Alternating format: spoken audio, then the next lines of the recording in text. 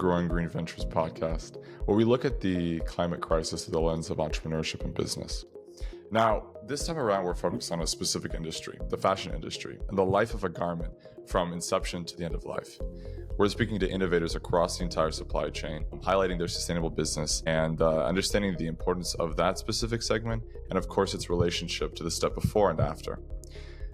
We're shedding light on businesses designed to make a change across the entire supply chain. We speak with innovators at each segment, and we try to understand their story, what they're trying to do, and other ways that segment can change to make a more sustainable industry overall.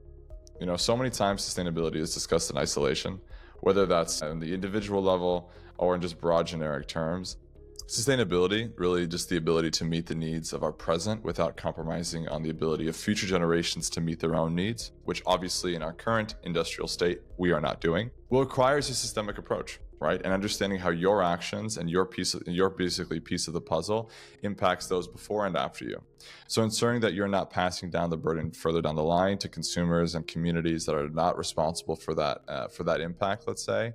It's really important to innovate in your own segment and do what you can to be more responsible. Now, in the US alone, in 2014, we purchased more than 60% more clothes than we did in 2000. And on average, we discard them at a rate much quicker than previously before.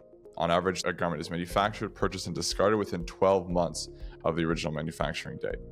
According to earth.org, 100 billion garments are produced every single year, and 92 billion of them end up in a landfill.